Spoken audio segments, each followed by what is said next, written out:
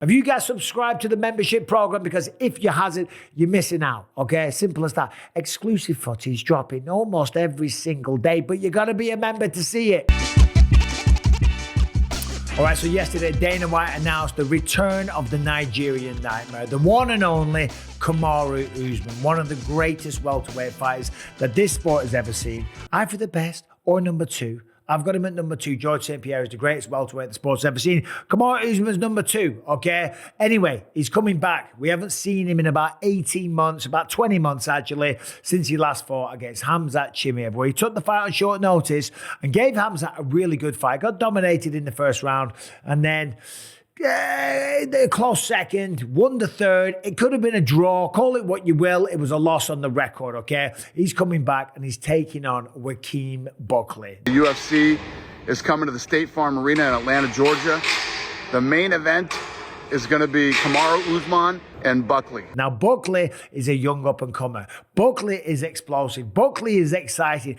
Buckley talks a lot of shit. And Joaquin Buckley versus the Nigerian Nightmare, that is the main event at UFC Atlanta. Now, you might have seen recently, Kamaru Usman was talking with Israel Adesanya and Henry Cejudo on their podcast. And they made a joke of it, which is nice to see because, you know, listen, they're all grown men. They're all legendary fighters. They're all former champions. But they sat there and they said, we're all 0-3 right now. All kind of in a similar position right now. Yeah. We've been there, we've done that, we bought the damn 0-3 t-shirt.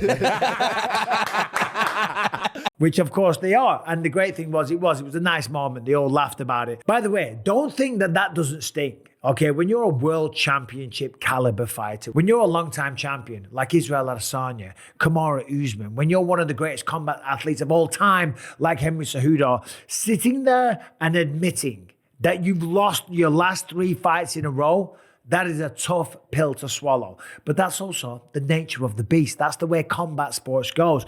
All right, the question is though, with Kamaru Usman being ranked number 4, and with the fact that he has lost his last 3, and to be fair, Khamzat Chimaev, and then it was 2 title fight losses against Leon Edwards. First one, he was dominating, we know that, and then the headshot dead happened. Second fight at London, UFC 286, a much, much closer fight, but Leon edged it out. And there's no shame, Kamaru Usman is 37 years old. Before he was fighting in the UFC, he was a long-time wrestler, so he's put his body through a lot of stress and strain. And I've heard him on the Joe Rogan podcast talking about how he likes to walk on grass if possible because the pain in the knees. He told me that he had to walk on fucking grass because he couldn't walk on concrete because it hurt so bad. And I get it, right? I wasn't a wrestler like he was, and wrestling is the toughest part of this game. I have no knees. I have 2 total knee replacements, okay, from wrestling. So I can only imagine what Kamaru Usman's like. But where I'm going with this is that there's a lot of pressure on Kamaru Usman coming into this one. He's a guy that holds himself in high regard, takes his career very, very seriously. But he's got a tough fight here against Joaquin Buckley. Joaquin Buckley, this man is a monster. Yes, he's much smaller, okay, but he is built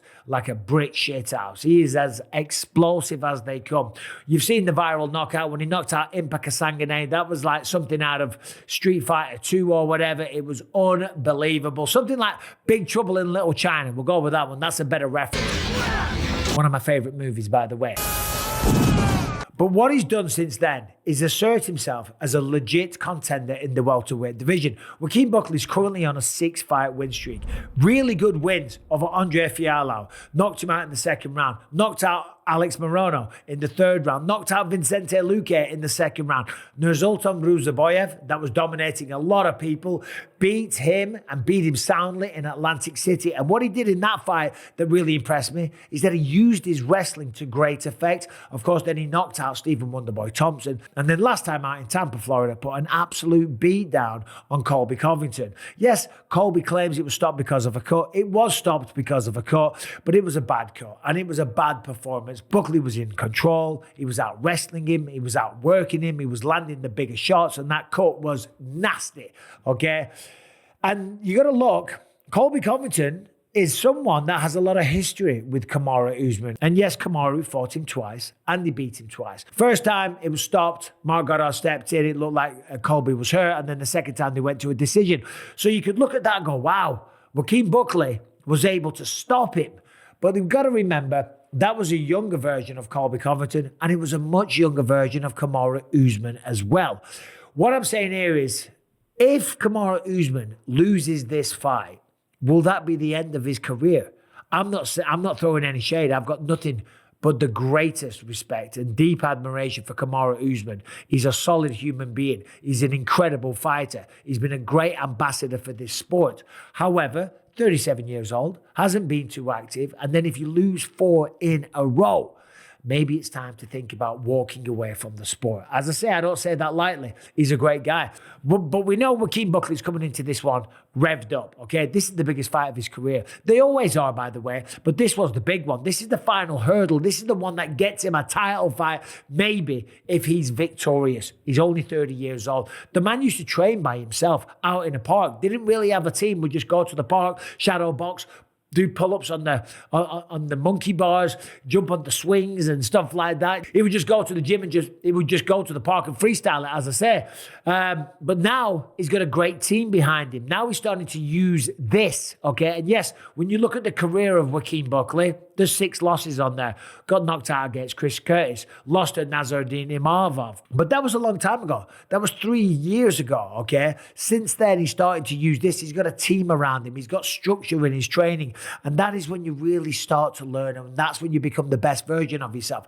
Physically, when you look at Joaquin Buckley, the man is a physical specimen. Simple as that. Find me a better athlete. I'm telling you, I don't know if it's possible. He's so fast. He's got no problem going the distance. He has ridiculous power in his shots. He's got a good gas tank. The man's phenomenal. He's a great athlete. And he's coming into this one revved up, as I say.